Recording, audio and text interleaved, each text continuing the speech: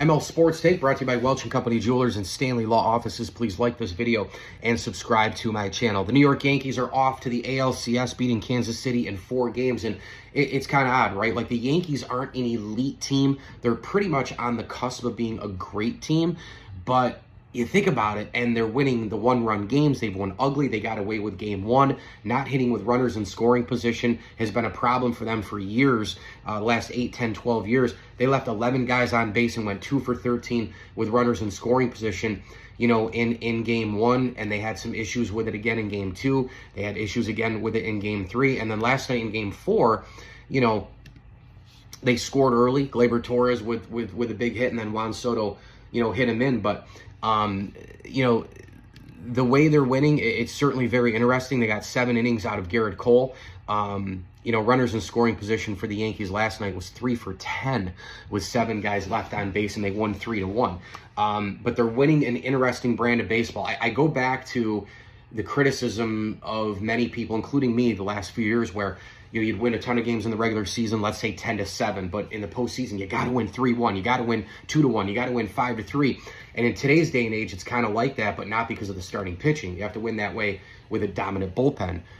The Yankees have that, and really, they've gotten a tremendous bullpen, an elite bullpen, and they've gotten big-time performances from certain batters, Giancarlo Stanton, Juan Soto, etc.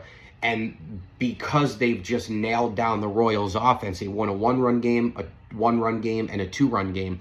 All of that comes down to the bullpen and a real true ace start by Garrett Cole in game 4, and then getting enough from a few guys.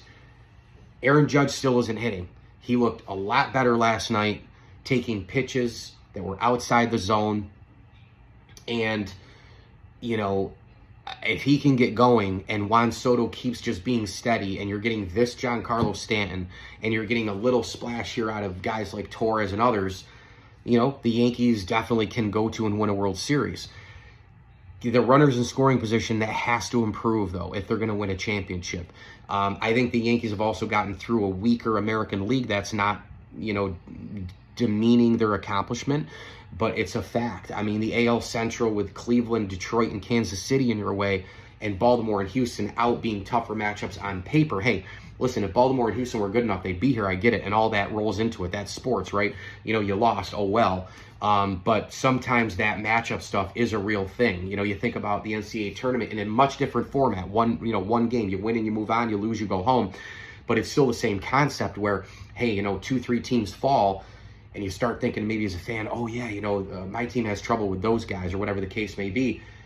In this particular case, the Yankees shut down the Royals with runners in scoring position as well, right? I mean, the Royals were one of the best teams with runners in scoring position all year, and they just completely folded in those spots in the postseason. Bobby Witt didn't give them a lot. Perez didn't give them a lot.